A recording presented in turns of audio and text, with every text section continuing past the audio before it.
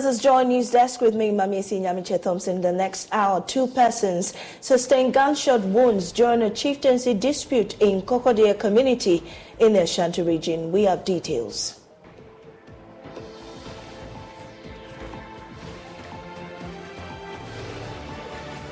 In our climate focus series today, Ghana Meteorological Agency financially challenged in providing accurate location-specific weather forecasting.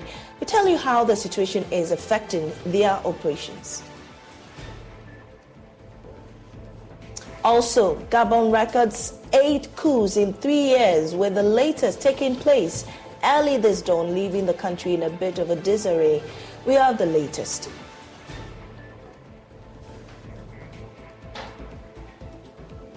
Stay with us for details, including a crossover tour down where President Akufo-Addo is expected to launch official operations of Electrochem Ghana. Don't go away.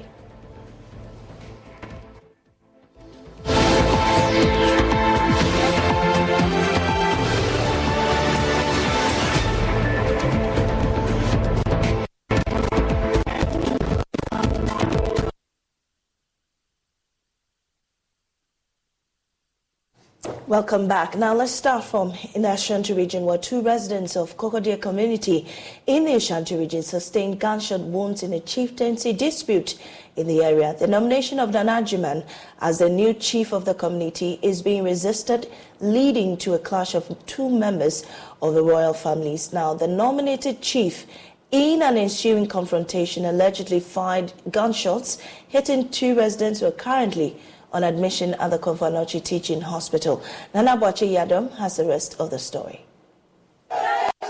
Residents of Kokodie say they are living in fear following the firing of arms while protesting the nomination of Nanajiman as chief of the town. A section of the community were opposing the nomination of the chief, claiming he does not belong to the rightful clan. 2 persons were hit by gunshots allegedly fired by the chief in an ensuing conflict.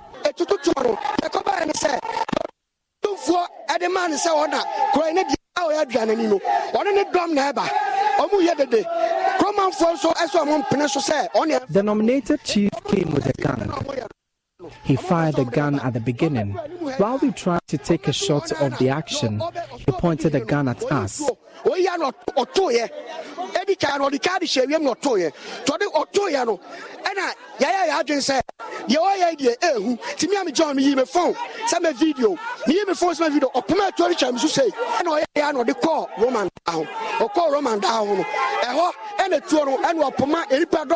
went to the Roman Catholic Church and started firing some of the protesters.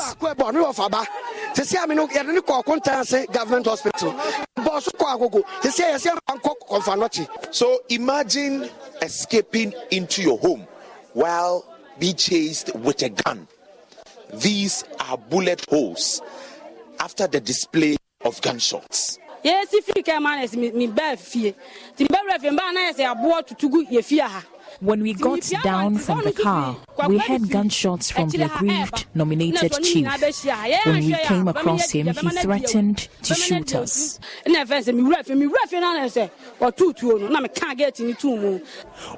Kofi Nkrumah witnessed the incident which led to the disturbances in the community.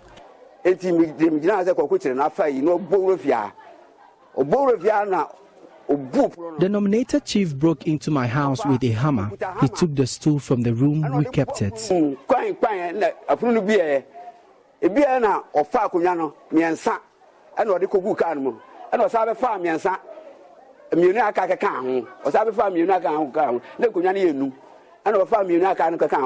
Medical Superintendent at the Kuntinase Government Hospital, Dr. Harrison Ankra Chumesi, says the 2 injured have been referred to the Konfanochi Teaching Hospital, considering the nature of injuries. A girl and then a boy, a young girl who came in with a complaint of having been shot. And then we examined her. She has something that which looks like an entry wound to the back. We took x-rays. I saw something that looks like a pellet in there, but she was fairly stable. So we admitted her and stabilized her for the night.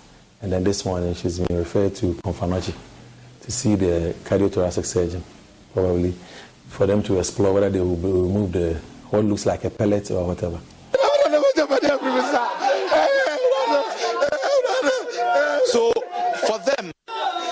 stool here belongs to their forefathers. They should be ordinarily custodians of the land. But as it stands, they own nothing in this community. They are pleading with their Santehine to come to their aid. Reporting for Joy News, my name is Nana Boache Dankwayadom, Kumasi. Now, senior military officers in Gabon say they have seized power shortly after President Bongo's re-election was announced. 12 soldiers appeared on national television saying they were annulling the results of Saturday's poll. The Electoral Commission had given Bongo 64.27% of the vote, with his main challenger, Albert Ondo Osa, taking 30.77%. The officers also said they were dissolving all state institutions and that the country's borders were shut. If confirmed, Bongo's overthrow would end his family's 56-year-old on power in Gabon. This would be the 8th coup in former French colonies in Africa in the past 3 years. How are nationals dealing with the crisis currently? Osman Low works in the civil society space in Gabon and joins us live with more. Well, we understand we don't have him on the lines as at yet, but we'll go to him as and when we get him. But let's stay a bit longer on it and speak to Colonel Festus Abuaji, retired, who consults for the African Union and joins us with more. Colonel Festus, to what extent should we be worried about the rampant cases of coup on the continent? Well, thanks for having me.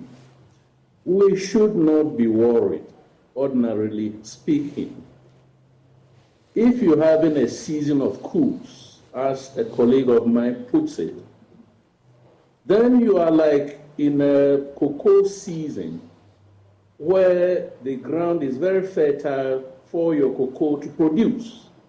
In other words, these coups are happening as a symptom of things that have gone wrong seriously with governance in Africa. As you mentioned, one family of 2 individuals forming the dynasty have ruled this country for about 56, 57 years. Only 6 years out of Gabon's independence were not ruled by the Bongos. Now, how did they manage to do this? That's the question we need to ask. Now, the old Bongo, as we know, ruled for 41 years. From 1967, in 2009, he changed the constitution, abolished the term limits, and then continued running until he died of cardiac arrest or whatever. Now his son takes over. He suffered stroke. He still remains in office, and then he's going for a 3rd term. Now, if what we are hearing is right, he did not get 64%. He got about 33%. And the Electoral Commissioner, or the head of the Constitutional Court, then doctored the figures and gave him 64%. Now, that is what we are saying is wrong. Because the only way that you can access power in a democracy is through elections. And the elections must be free, they must be fair, they must be transparent. If they are not, then you are creating conditions for coups to happen. And indeed, I'm hearing that he's flown out of the country in 4 aircraft. He's gone somewhere, is it Brussels? The Constitutional Court leader has gone to Morocco. Why are they running away? If indeed the elections were free, fair, transparent.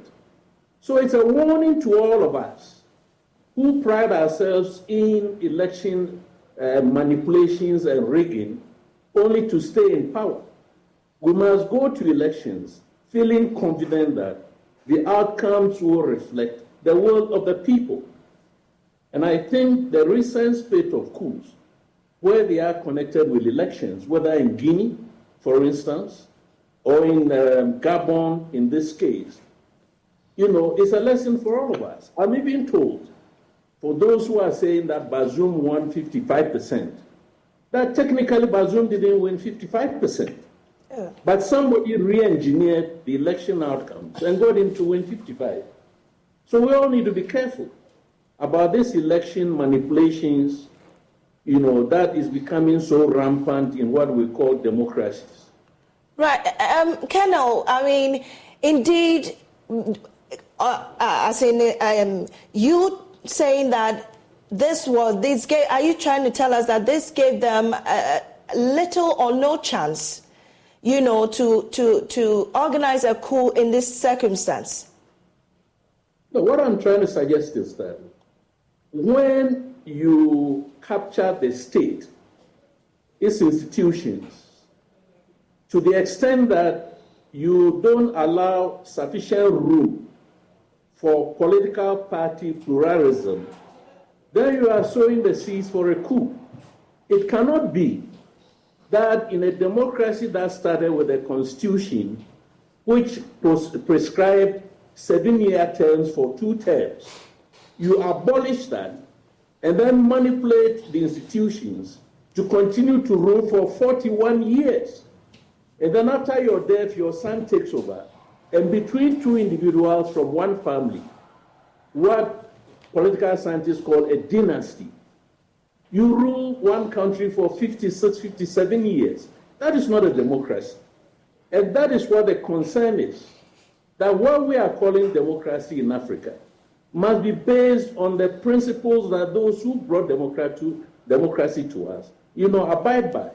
If we are not doing that, then we're creating the conditions for more coups to happen. Of course, election manipulation is only one of the factors.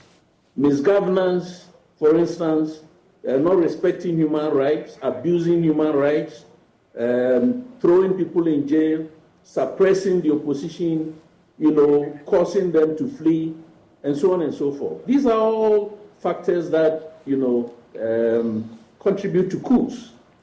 All right. Before you go, you consult with the AU. How is the AU responding to these crises ongoing on the African continent? Well, the last time we heard the AU was on the 14th of August, when the PSC, Peace and Security Council, pronounced itself on the coup in Niger and supported the ECOWAS decisions on imposing sanctions and so on, but fell short of supporting the ECOWAS idea of an intervention in Niger. And I've been pointing out that the AU decision not to 100% support the ECOWAS decision means that ECOWAS is lacking political support, and that decision is not very popular within the continent.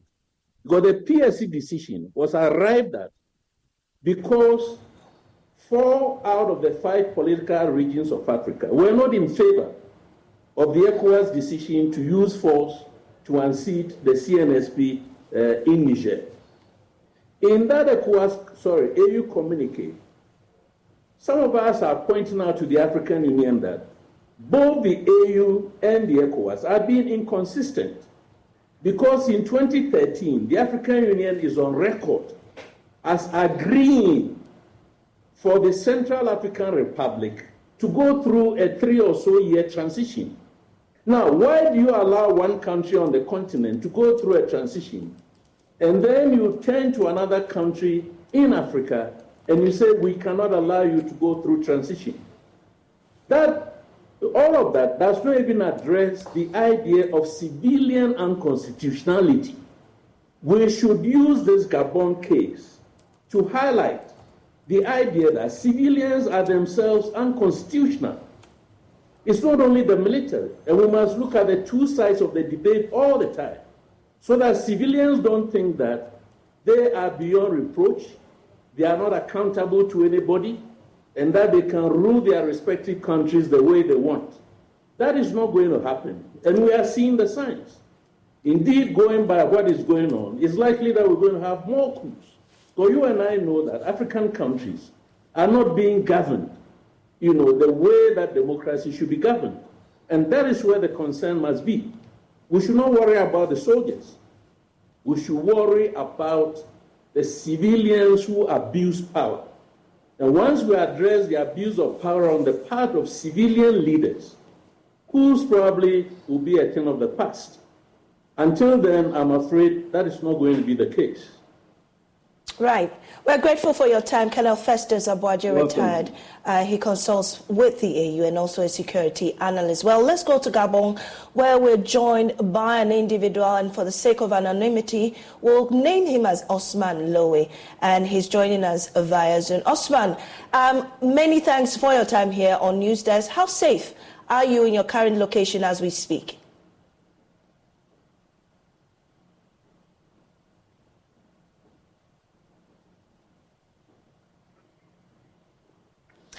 Kindly unmute and speak to us.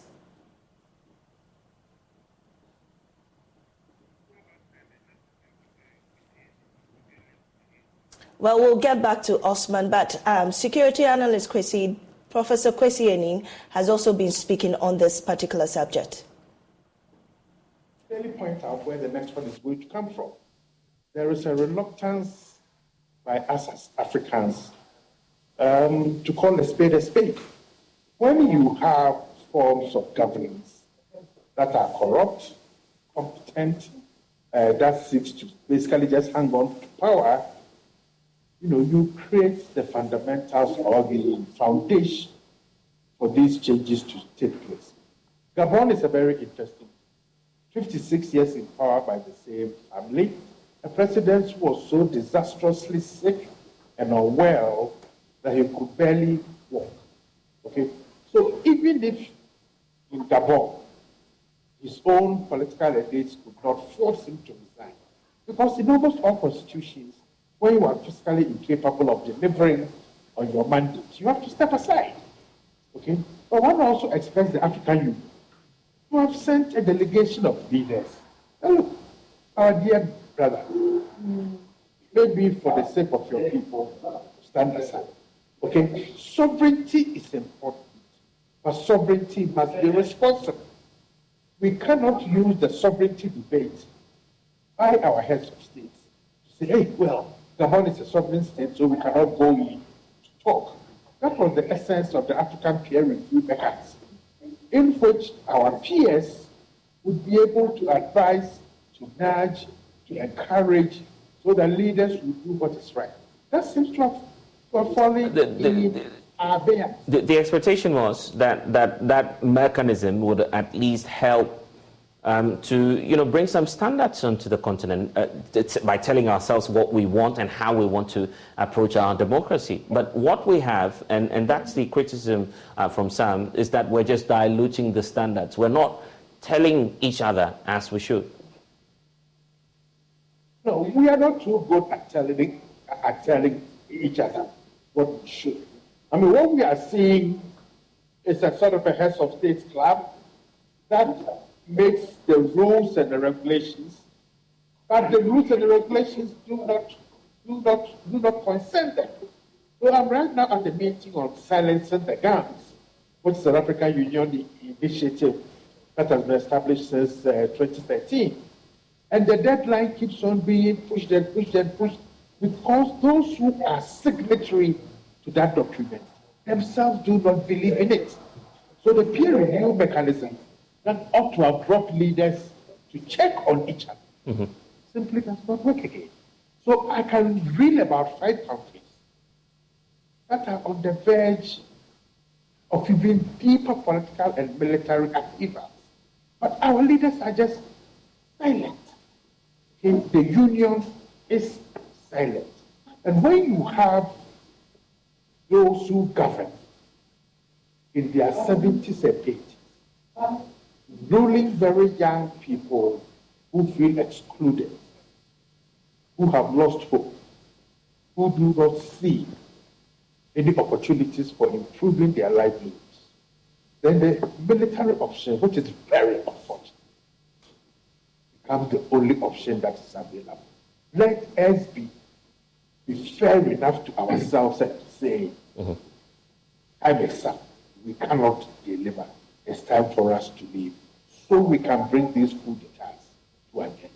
Otherwise, the continent is going to face yet another decade of military coups, of counter coups, and of more violence, leading to underdevelopment. Before we go, let's take a look at some coup cases on the African continent and their status as of now.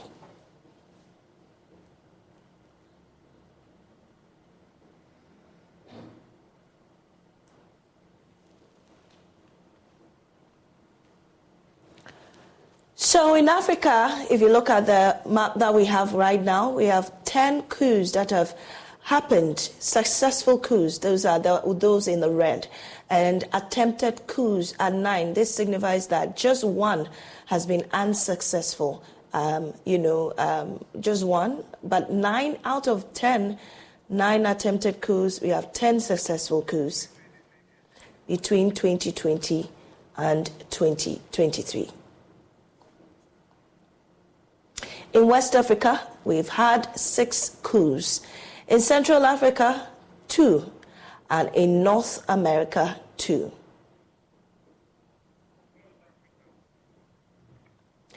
So we have West Africa, 6 coups, as in successful coups in West Africa. And in Central Africa, we've had 2 successful coups. And in North Africa, 2 successful coups between 2020 and 2023. Now on your screen we have countries and the dates in which these coups took place. And so in Gabon on August 23, that is what we're currently talking about. In Niger, which was recently July 23rd, we have Burkina Faso in September 2022, Burkina Faso again in January 2022, in Sudan in October 2021, Guinea September 2021, Tunisia in July 2021, Mali May 2021, Chad April 2021, and Mali again in August 2020.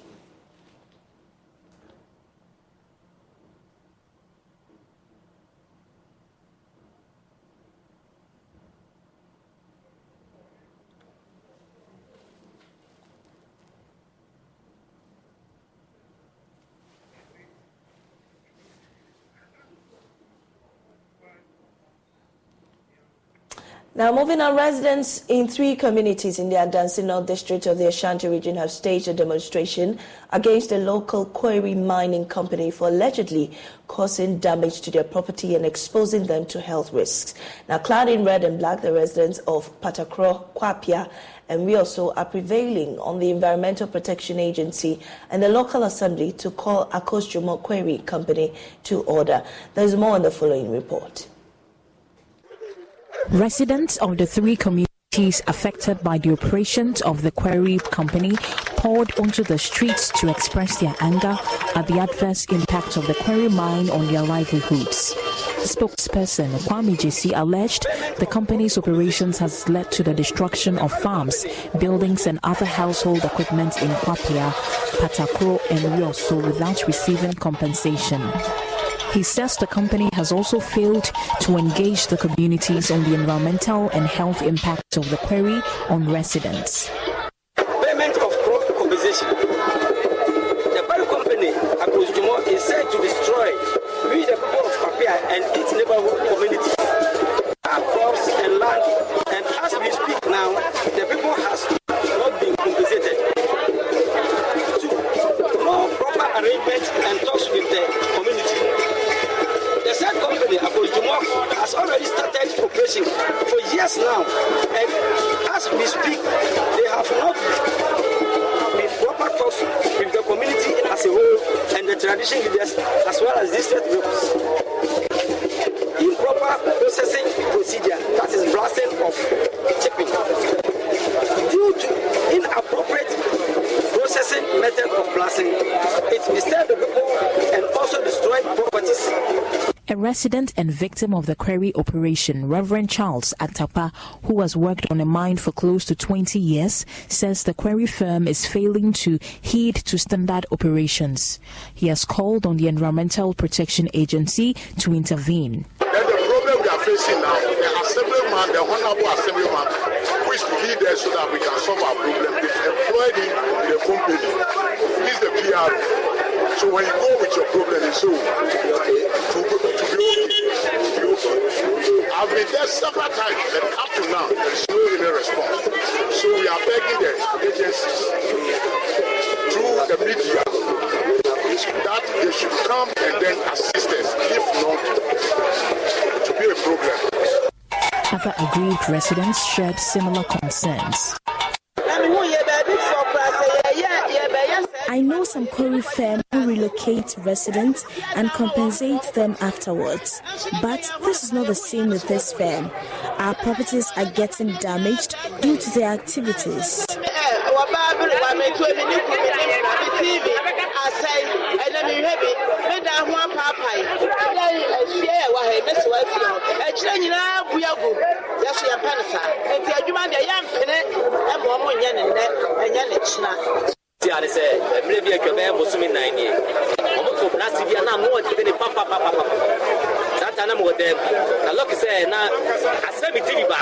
About 4 months ago, my electrical appliances have become faulty.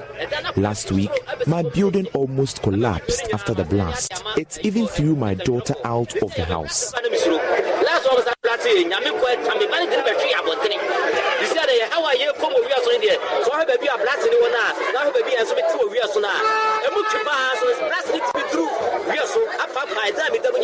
Managers of the Akojomo Quarry Company are yet to respond to the concerns of the residents. For Joy News, Mona Lisa Frimpon reporting. The absence of location-specific forecast in daily weather updates has been a concern to many Ghanaians, but the Ghana Meteorological Agency says this is possible with the availability of about 4 radar systems, 120 automated weather stations, 350 agro-meteorological stations, and 600 gauges spread across the country.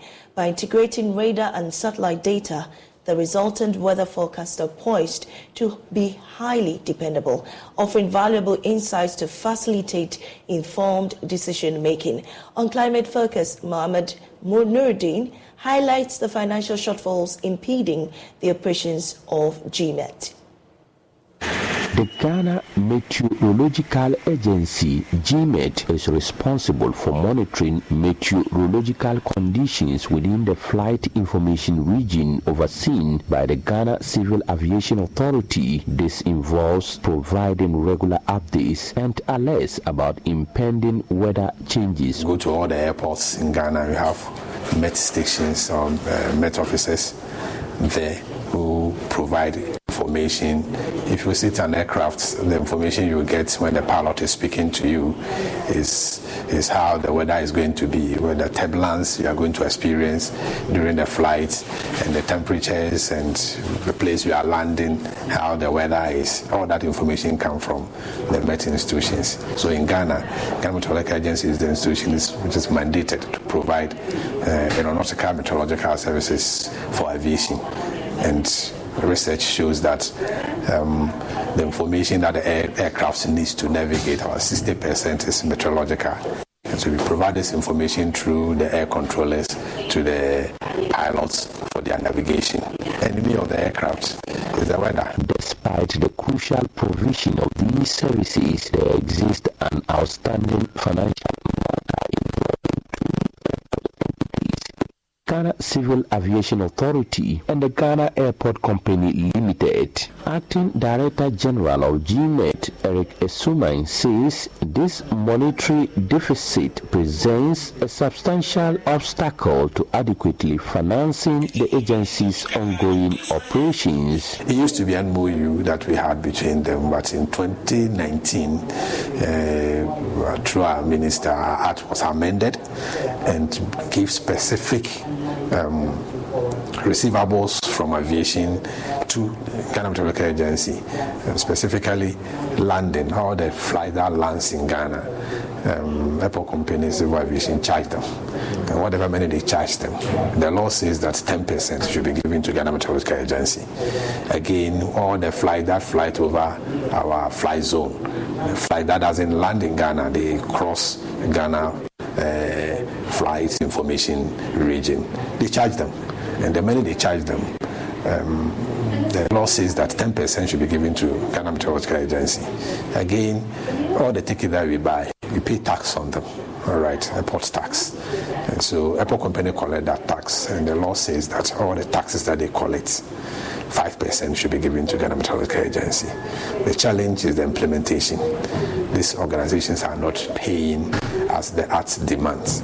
GMET offers forecast 3 times a day, as well as weather advisories and warnings whenever significant weather events are detected. So this is weather forecast for yesterday, right? So this was what was predicted yesterday for yesterday night and then today. So yesterday night we're expecting more of cloudiness and then some slight rain and then drizzle.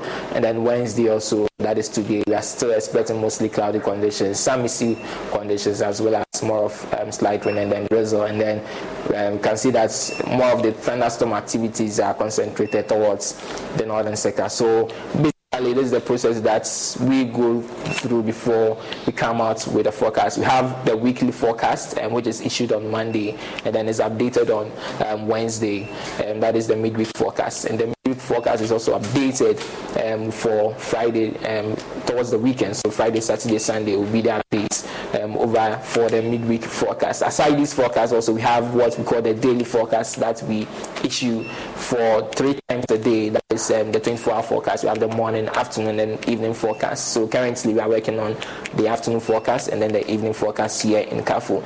The morning forecast, we have the office at airports taking care of the morning forecast for the 24-hour period. So the Central Analysis and Forecasting Office serves as the hub for collecting and analyzing weather and climate data, which is then disseminated to the public.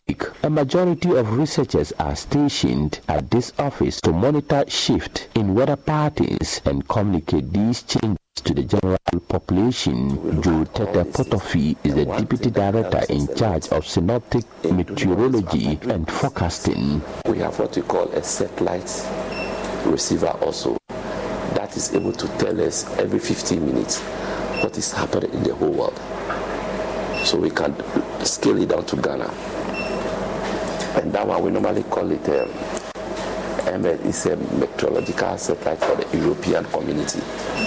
But since we belong to the World Meteorological Organization, we also have access to it. These are all the forecasters there. They will print out these ones, they will arrange it, and they will discuss it. Somebody will lead and you will discuss, and out of this we come out with a forecast. There are a lot of products here. Over the years, some Ghanaians doubt information from this institution. My challenge is people getting the awareness that these services exist and these services can help us. That's what we have not succeeded in, getting everybody on board. But those who use our services really know that our services have improved, is good, is helpful, is helping them in their businesses. But a lot more people know those services exist. And so a call for a lot more work to sensitize the Ghanaian populace to know that these are the weather and climate services being churned out or generated or produced by Ghana Meteorological Agency, and this is how it's going to help them. GMET needs about 120 automatic weather stations of synoptic nature to achieve nationwide coverage and deliver forecast tailored to specific locations. With the existing 44 manual and automatic synoptic weather stations, the agency is unable to offer forecasts that are customized to particular locations. According to Mr. Esumai, a weather station should be established within every 5-kilometer radius in an ideal scenario. For every 5-kilometer radius, ideally, I need a station there. So you can imagine the size of Ghana and then calculate 5-kilometer radius and multiply by a number of stations that I need. It's hundreds and thousands. So we need a lot. We don't have that much. There are the agric stations, the synoptic type of station I spoke about. That one for WMO standard, you can have 20-kilometer radius. So one station can cover 20-kilometer radius, and if you don't have them, you can do 40-kilometer radius. The agency also needs about 600 rain gauges and 4 radar systems to ensure complete national coverage. The rain gauges, I need a lot of them. That one, about 600 will be cool for us because, and that's too, I'm getting some few of them. In fact, there's another project I didn't mention, Garrett project, and Garrett project is also gotten us 2 of the, it's not the type of automatic weather station, which is yet to be installed, already bought, and 18 of the rain gauge rainfall stations. And the type of rainfall station they bought for us, which has even temperature sensors, so it's kind of an enhanced rainfall stations. And radar, we have 1, and we need about 4 to cover the entire country. Garrett project, which is getting us 1 more. FSRP, there's 2 radar proposed there, which hasn't gotten the approval yet. And then in GDEP, there's 1. The radar, you'll be able to identify a very localized storm or system developing, and then be able to analyze it and forecast. Sometimes you can see that you are living in your house, it's not raining. You get to just a distance away from your house, it will rain there, it will not rain your house. They call them localized systems that are developed. So it can rain in Medina and it will not rain in Adenta, or rain in Medina and not rain in East Legon. But there are systems that rain that it will pass through the whole country or the whole section of the country. You say that a system is coming from Nigeria, Benin, Togo, and then is going pass through Ghana to Cote d'Ivoire. Satellites will pick those ones with the system moving and you can track it. But radar satellite will not pick the one which is developing in a small community, say in Aburi, and to be able to analyze and forecast. And so that's why I'm saying they complement each other with the ground information that we have gathered. If you put all these things together, GMET's forecast will be extremely, reliable. People talk about they want location-specific forecasts, where the forecast will be points. With the radar and all this equipment in place, it will enhance our effort to get location-specific forecast, if not even point forecast. A very small radius, about 9 or 5 kilometer radius forecast, with this equipment we'll be able to give. However, to cater to agricultural needs with specialized agromet weather station types, the agency also requires about 350 such stations. Yes, but for the agromet type, we need about 350. We have about 50 in the system. And this project are also looking at, we put some proposal there which has been approved to get a lot more of them. I think in the FSRP project we have about 50 requested. And then under GDEP, and GDEP is a Ghana Digital Accelerated Project, and the Ministry of Communication also have, I think, about 35 proposed there. And so we believe very soon for the stations we will have them. By the end of 2023, GMET aims to have about 61 automatic weather stations in addition to the current 22 manual stations, towards achieving the goal of establishing 120 weather stations nationwide. There are intention to transition towards employing self-recording automatic weather stations in order to enhance the timeliness and precision of data collection. A report by Mohammed Nuruddin.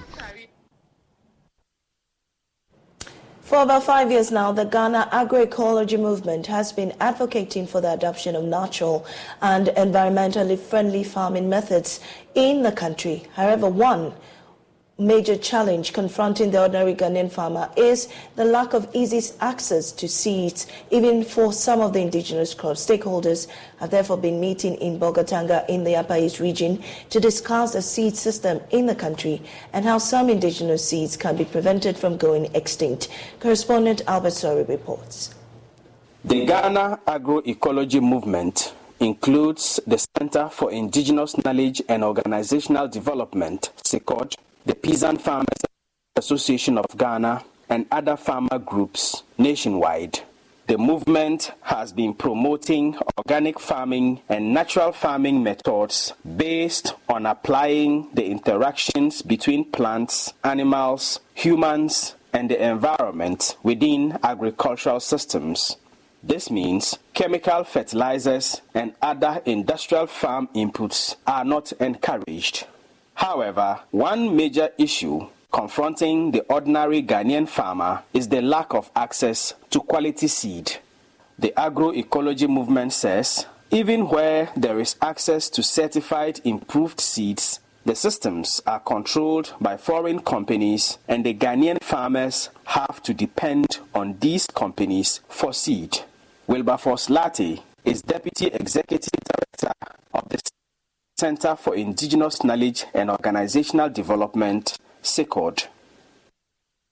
We've done this work for quite some number of years, and one of the things that is coming out strongly is the indigenous seeds, or seeds in general, because we cannot be talking about agroecology when we don't have control of our own seeds. We are talking about seed sovereignty. There's a need for us to be in control of our seed system, but as it stands now, we are depending on others for our seeds. We want to kind of incentivize the seed system, so that we can really promote our indigenous seeds here.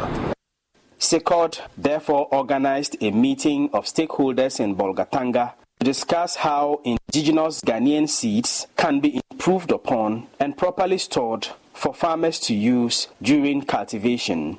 In attendance were members of the agroecology movement, farmers, district directors of agriculture, and civil society organizations.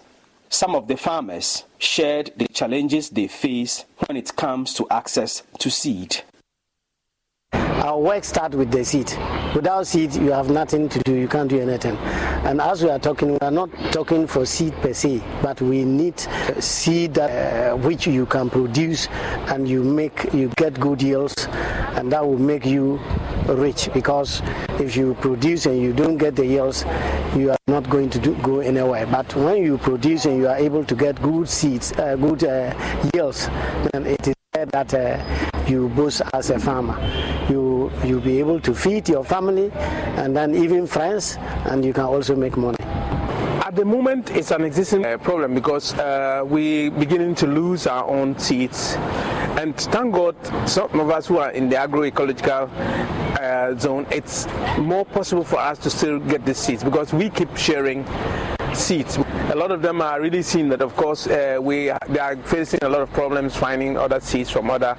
So the practice of agroecology, it's really catching up with the people. So I hope the ministry is more flexible and hoping that they would create a desk for agroecological. Budgets are made in the area of agroecology, which would really be the way forward for us. Bolgatanga Municipal Director of Agriculture, Lantana Osman, said the government already has in place policies that prioritize the issue of access to seed for farmers, albeit there is room for improvement of these policies. Even the immediate planting for food and jobs, a lot of attention was given to seeds, and you realize that there was more than 50% subsidy on seeds, so that farmers can get access to good improved seeds that are short duration varieties. With this climate change, short rainfalls, the farmer can easily cultivate and get something from it. So policy, yes, and even in the region, we now currently have a modern seed unit that is supposed to be in charge of seed production. The agroecology concept is zeroing on the use of indigenous knowledge, and for now, with the current happenings, it is good for us to revisit what the farmers were doing before the introduction of these our chemicals, the introduction of hybrid seeds, the introduction of technologies. At the end of the meeting, the stakeholders decided they would organize a food and seed fair later this year to help promote Ghanaian indigenous seeds. For Joy News, Albert Sori, Bolgatanga. You're still watching Joy News Desk. We'll break now for business.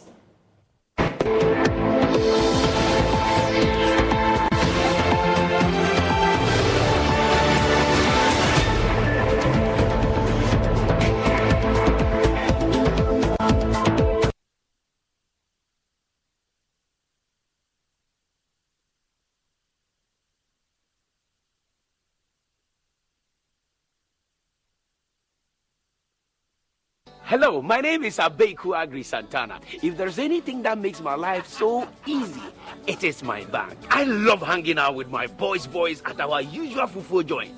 But even without cash, we still dey chop better with EcoBank Mobile. No matter the time of day, my bank helps me stay in touch with my beautiful wife whenever she's away. And when my beautiful wife is in town, she never misses out on her favorite TV shows because I'm able to pay up all my TV subscriptions from the comfort of my mobile phone. Whenever she has to get groceries too, my bank makes it cashless and convenient. And the part my wife loves the most is when my bank makes it possible and easy for her to shop from any part of the world without moving. Welcome to the smart world of EcoBank. Download EcoBank Mobile from Google Play Store or the App Store and discover the smart way to bank. EcoBank, the Pan-African Bank. For crystal clear and thrilling podcasts and live shows, download and listen to us on Apple, Spotify, TuneIn, Google Podcasts, MyJoy Online, Amazon services like Echo, Amazon Music, and Audible, Stitcher, Adom Online, Overcast, and Pandora. Take note of everything. Sign up for the multimedia digital platforms now to stay updated.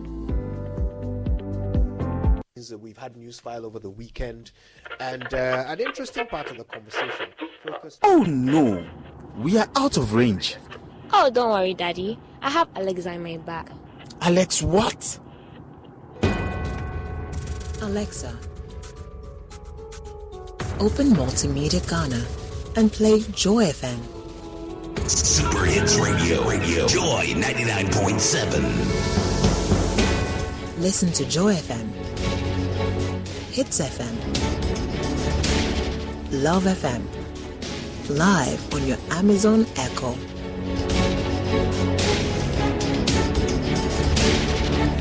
Listen to your favorite multimedia radio stations live on your Amazon Echo device by saying, Alexa, open Multimedia Ghana, play Joy FM or Hits FM or Love FM.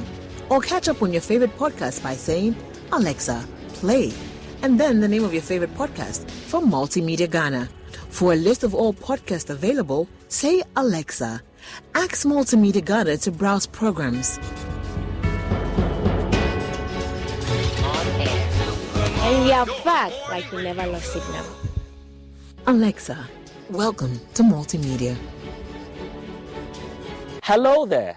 To provide timely information and to explain educational reforms and to discuss school models and interventions, the Ministry of Education, in partnership with the Teacher Education Journal, presents to you the first ever education TV talk show, The Edu Talk Show. The Edu Talk Show keeps you informed and updated on trends in the world of education. The Ghanaian teacher is so versatile. Provide him the opportunity, train him, and that teacher will perform wonders. Where are the women? They're doing very well academically, but they're not in the sciences and all of that. So technology is missing a lot more women that they could have had. You need to tell the parents, at the moment, what you are getting is covering only an aspect of your child's education. And therefore, it's very difficult for you to make any decision with the limited information you have. We still have more to do when it comes to safe school. So join us as we speak to our guests on reforms taking place in Ghana's education sector. My name is Blessed Sogan, and I am your host.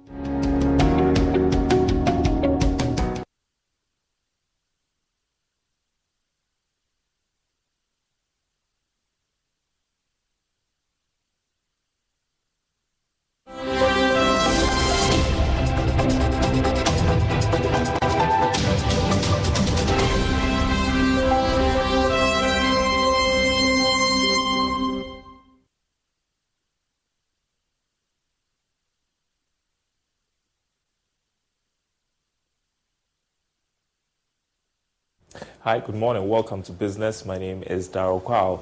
Total Energies Ghana PLC has begun a distribution exercise of about 3,000 crash helmets to commercial motorcycle riders across the country under the Helmet for Life initiative.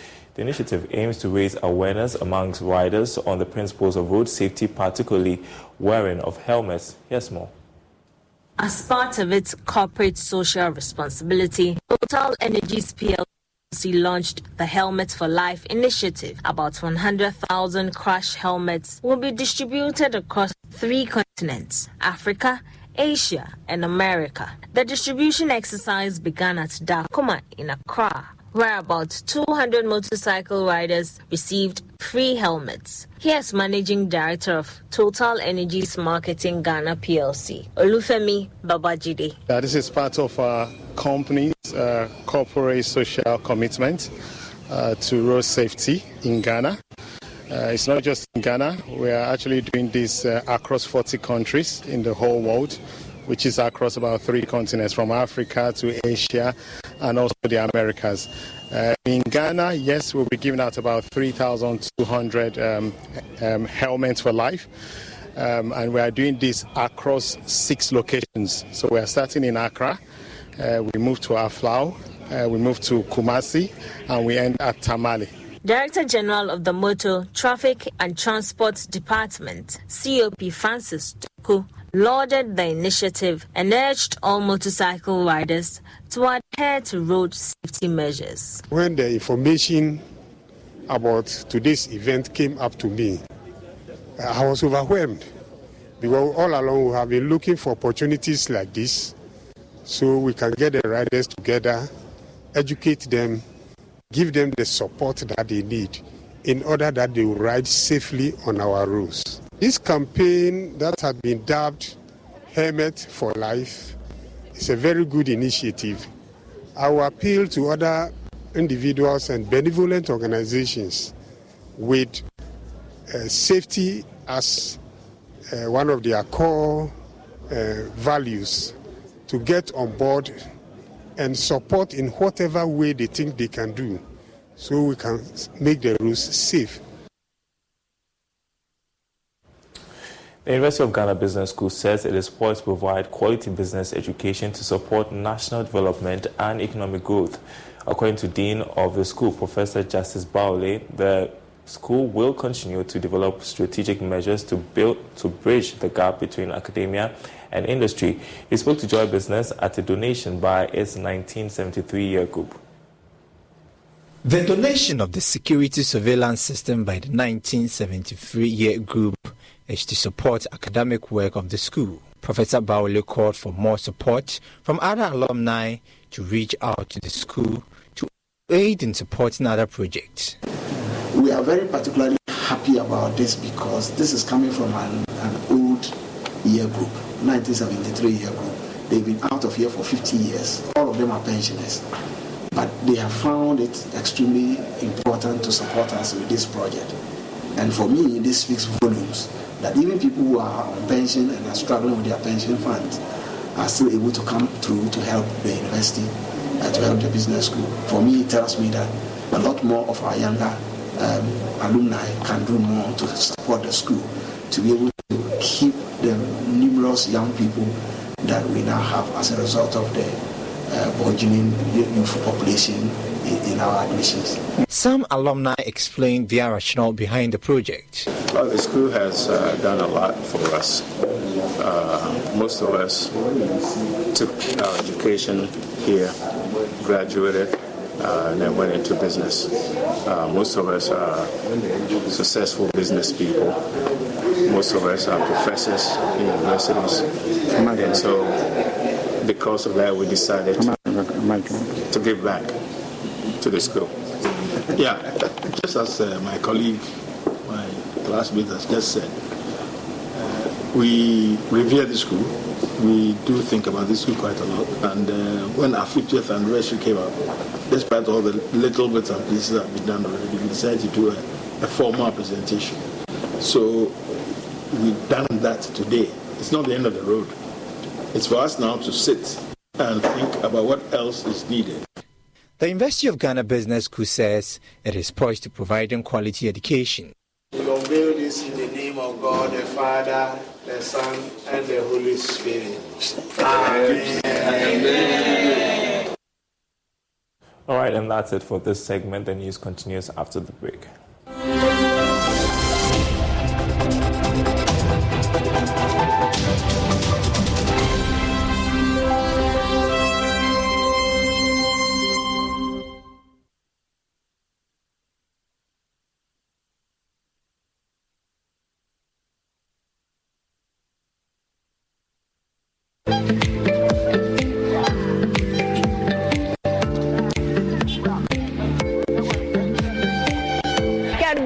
To be inspired and uplifted when we take you on a captivating journey through the heart of Ghana on the flip side of the Living Standard series, where we focused on the struggles of everyday people battered by the economic crisis.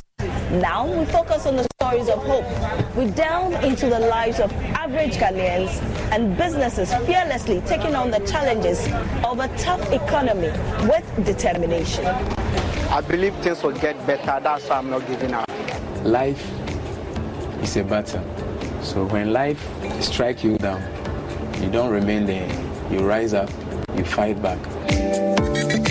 From bustling markets to vibrant neighborhoods, witness the unbreakable spirit of the Ghanaian as they strive to build a better future for themselves and their families. Get ready to cheer on these incredible people who prove that in the face of adversity, life shines brighter every day. Stories of Hope, a Living Standard series. Then every Tuesday on Joy News, Joy 99.7 FM, and across our social media platforms.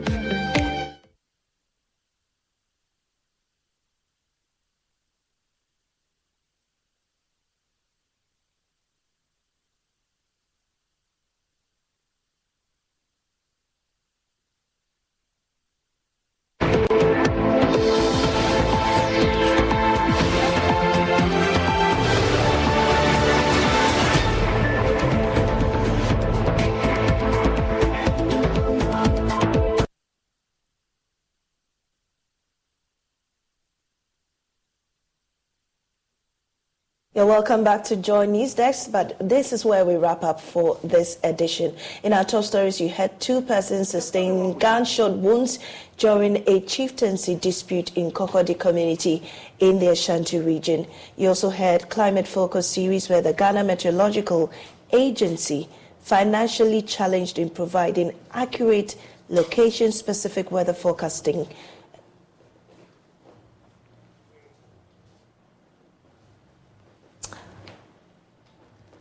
You also had Gabon recording 8 coups in 3 years, with the latest taking place early this year.